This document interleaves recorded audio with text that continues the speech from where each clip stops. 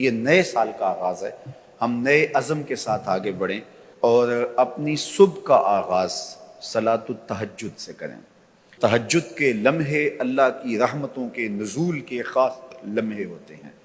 میرے بزرگ فرمایا کرتے تھے کہ باطن کی صحت کے لیے تہجد کی نماز بہت ضروری ہے اور جسم کی صحت کے لیے صبح کی سیر بڑی ضروری ہے۔ تو یہ دو چیزیں جو ہے وہ بہت ضروری ہے۔ تو بالخصوص یہ بچے جو ہیں، جب اس عمر میں یہ ان کی عادت پختہ ہو جائے گی تو یہ زندگی کی آخری سانس تک باقی رہے گی۔ میرے بزرگ فرمایا کرتے تھے کہ مجھے تہجد کا عادی میری ماں نے بنایا ہے۔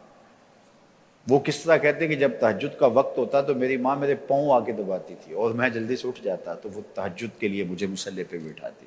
اس کے بعد نماز فجر ادا کیجئے اور سورۃ یاسین جو شخص اپنے دن کا آغاز سورہ یاسین سے کرتا ہے، سارا دن اس کی حفاظت ہوتی ہے، شیاطین سے، شریروں سے، شر سے، گناہوں سے اور بہت سارے معاملات سے اور نادیدہ حملوں سے، بہت کچھ چیزوں سے اللہ تعالیٰ اس کو محفوظ رکھتا ہے۔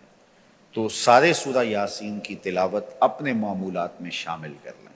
نماز فجر کی ادائیگی کے بعد آپ ہلکی پھلکی ورزش ضرور کیجئے۔ جو قوی مومن ہے، طاقتور مومن ہے، کمزور مومن کی نسبت اللہ کو زیادہ محبوب ہے۔